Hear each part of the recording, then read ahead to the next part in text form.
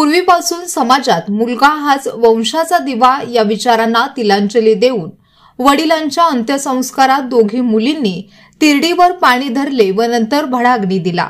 समाजाला दिशा देण्याचा हा निर्णय भिलवडी तालुका पलूस येथील पाटील कुटुंबाने घेतला असून या निर्णयाचे समाजात स्वागत होत आहे।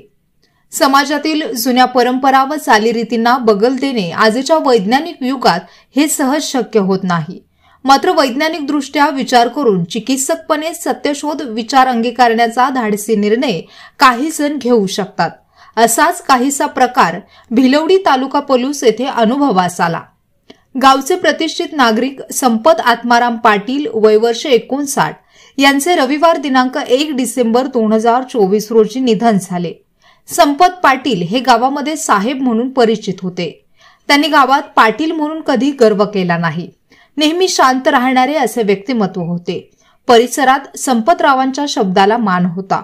विविध सामाजिक कार्यक्रमात त्यांचा पुढाकार असे। भिलवडी शिक्षण संस्थेचे माजी संचालक, ग्रामपंचायतीचे माजी सदस्य, शब्दाला किंमत असणारे संपतराव पाटील यांना पत्नी व 2 मुली होत्या। एका मुलीचे नाव सुनीती तर दुसरीचे नाव सुरभी आहे।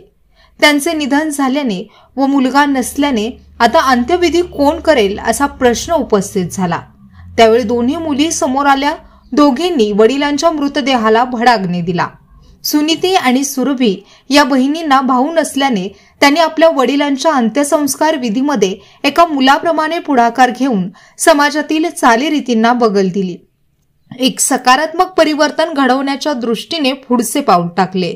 मुलगा हाच वंशाचा दिवा या समाजात पेरलेल्या विचाराला तिलांजली देत मुलगी हीच वंशाची पंथी आहे असा विचार समाजासमोर उभा करून समाजात नव्या बदलाची नांदी पेरली आहे।